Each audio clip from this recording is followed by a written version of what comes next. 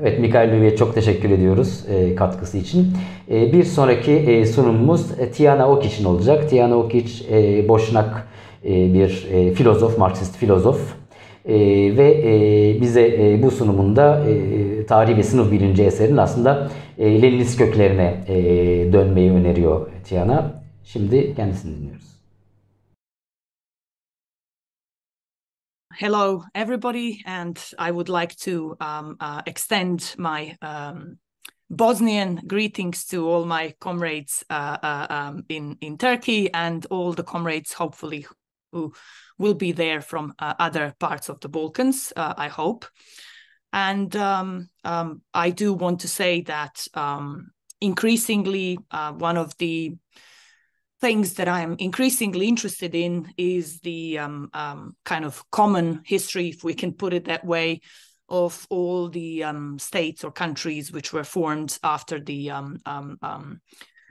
dissolution of the Ottoman Empire. And I think that as kind of those parts of the world, we have a lot of joint work to do and a lot of alliances to forge, which unfortunately quite often seems not to be the case, but I'm hoping that the future will bring different kinds of contacts. I thank you all for the invitation, and I think it is a wonderful opportunity, and I regret not being able to be with you. Knowing that the situation in your country, like in the rest of the world, is increasingly disastrous, dangerous, and that we are living on the brink of world conflict, which hopefully won't happen, but the situation from different fronts of this world and different wars is becoming increasingly dangerous, and we are living in a kind of permanent state of warnings and some people would say catastrophes. I don't like this word. And it is precisely because I don't like the word catastrophe that I want to say a couple of words about a book which we all know about, a philosopher which we have all read, namely the Hungarian philosopher Jerzy Lukacs, who is, in my view, the greatest Marxist philosopher of the 20th century. There have been other Marxist thinkers, of course, great Marxist philosophers, but Lukacs, I believe, has been more systematic and more wide than other philosophers. We are in the year 2023. That is the 100th anniversary of the publication of History and Class Consciousness, arguably one of the most important works of Marxist philosophy, not just in 20th century, but Marxist philosophy tout court. The book, who has in various ways shaken the world in various different ways at various different times and has been received differently, of course. I do want to say that quite often, and in particular in the countries of the so-called West, there has been an attempt, which I believe is still happening, to reduce Lukacs simply and merely to this book. Therefore, to freeze Lukacs, as it were, to freeze his thought to history and class consciousness, as if his thoughts did not develop further, as if he did not develop his philosophy further, and as if he hadn't written up until the end of his very, very long life. As you all know, Lukacs lived quite a long and fulfilled life, like did Ernst Bloch, his friend from youth and over. Why I think the history and class consciousness is still relevant. I don't want to focus on what today are, I think, predominantly views which repeat ad infinitum the importance of the categories of reification, that we are all commodities. Of course, that is the condition of modernity, that we are all commodities, and this condition persists. But I'm interested in more, in its more political aspects, namely precisely because I think that within the history and class consciousness and within the Lukacs's later production, politics and philosophy cannot be separated. Now, I don't want to say that one can reduce his philosophy to his politics, nor that one can reduce his politics to his philosophy, because the changes have been immense. I do want to state that History and Class Consciousness is one of the two books at the time of Marxist philosophy. The first one was Ernst Bloch's The Spirit of Utopia, is a book which attempts to think and grasp the October Revolution. So it is a book of October Revolution in a way. It is a book about the October Revolution. It is a book about revolution. And therefore, if the first parts, the first essays of the book can be said to have more philosophical grounding, the second parts of the book, in particular, the last couple of essays, are more Leninist in their philosophical and political aims and outlooks. One of the most important Leninist essays, which was actually written in 1920, so soon after Lukacs becoming a communist, as it were, is the essay entitled Legality and Illegality. Now, this is an essay which is important not just because it covers what quite often in Marxist theory we call the organizational question, therefore the question of the party, but it is also a question which opens, that is an essay which opens an important philosophical problem, which I believe is at the basis or the very foundation of the history and class consciousness. Namely, the problem of, on the one hand, particularity, and on the other hand, universality. Therefore, what I think that Lukacs has attempted to do throughout the book, and not least in this essay, is precisely to argue for the actuality of revolution that continues, therefore, in such a way to pose the question, what is the relevance of the communist movement as a movement which departs, as it were, from one particular position, from a particularity, and has to become universality? Okay, so that's the question that Lukacs's History and Class Consciousness, and this essay in particular, opens. I think that this is particularly relevant. So the point is, how can a particular point of view, that of the working class, become universal? And this is the idea that he expresses precisely throughout the essay Legality and Illegality. And why is this essay particularly important? I think because it affirms the historical actuality of revolution, but it also poses the question, and I think this is a particularly important question for Marxists, of the Marxist theory of the state. And I think today it is quite clear that we live in an epoch which sees increasingly that the power of the states is reduced and helpless faced with the capital. Another thing that is relevant, and why I think this essay helps us to think the actuality of revolution and to think with Lenin, as it were, is precisely because Lukacs here, at the very beginning of the essay, takes the question of the importance of the concrete, what Lenin called the concrete analysis of the concrete situation. Now, why I think this is important, it is quite clear to everybody today that two preconditions which Lukacs mentions, and I will read them because I have opened the book there. Two preconditions, therefore, the revolution in the system of production, and the other, that it is clear to the masses that the existing order is not the only possible order. So we are living these two conditions. They are fulfilled in a way. But what we do not have, and what we continue to, in a way, as a left,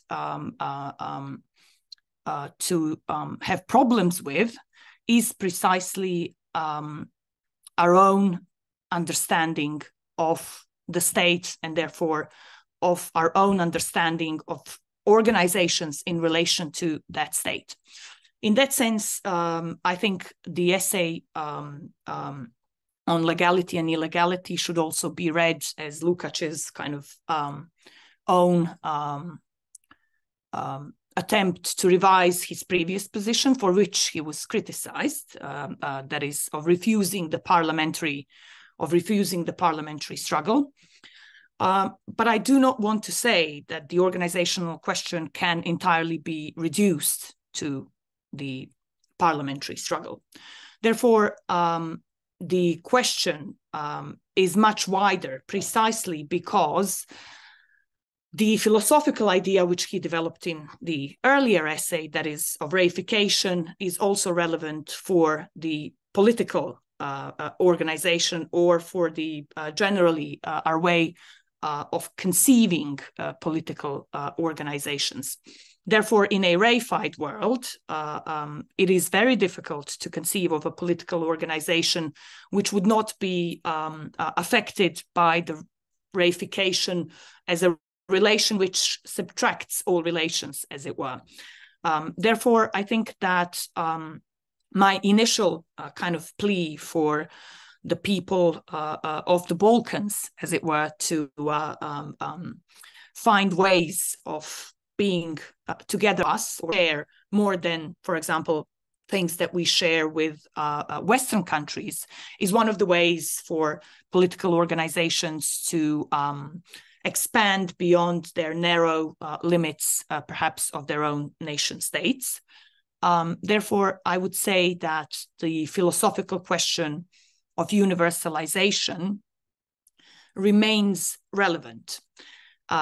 Another point I want to make is related to Lukacs's late interview, namely one of the last interviews, which I like to remember, which again is related to the issues of which he develops in the essay Legality and Illegality. And namely, today we live in a world which, as I said, is kind of, Gramsci would say, pregnant with revolution. The old is dying, but the new cannot be born. And this has been a kind of predicament and conjuncture for quite a while, I would say now. But we also live in a time where historical consciousness is increasingly disappearing. So if you think about what historical consciousness means, and this is also a theme of the essay Legality and Illegality, and the theme of the political organization for Lukacs. Therefore, the question of organization is inseparable from the question of consciousness, which is once again Leninist actually theme, although many people would say Weberian, but I think it's a Leninist theme that is present kind of throughout Lukacs's work. Any contact with people who are, let's say, 20 today, and one soon realizes that most of them don't even know what USSR was, for example. They don't have the idea of what it was. Certainly, I don't know about you, but for example, my father's grandparents were born in the 19th century. Therefore, my historical consciousness is quite different to somebody who is entirely kind of submerged into the present. And this obviously poses the organizational problems for the left generally. So if we live in a situation where, as I said, the state is increasingly weak, faced with capital, the state increasingly serves the capital, and if and when they take the universal healthcare from us, there is nothing but repression that remains. So therefore, the state is merely a repressive organ, and we are kind of increasingly moving in that direction. So one is the problem, therefore, of historical consciousness. And this is why my plea for renewal of the Leninist Lukacs, as it were, is, I think, not just a plea for the actuality of revolution, but for the very possibility of thinking Marxism in the times that are ahead of us. In the interview that I mentioned, Lukacs, already very old and therefore very experienced, although he had initial hopes that after 45, the Marxist philosophy and Marxist movement were gaining popularity in the West. We know increasingly that by 1980s, this was not the case. And therefore, Lukacs' entire later work, which is published mainly around 1980s, his final works remain actually not received precisely because the Soviet Union disintegrates, and therefore Lukacs remains completely unknown. But what he says in this interview is quite important, I think, and it concerns us all. He says that we are in a situation when we need to behave as if the workers' movement was just being formed. So as if we were at the end of the 19th century. The entire history is at the same time in front of us, with the entire experience that's behind us.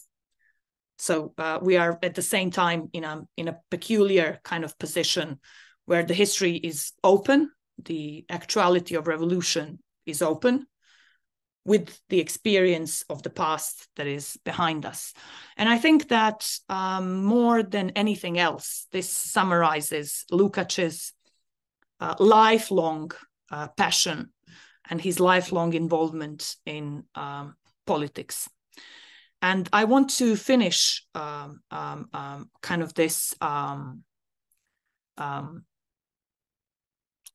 talk by simply pointing out that I think the attempt to freeze Lukacs to history and class consciousness has remained limited precisely because we have forgotten to read the book in its Leninist aspects.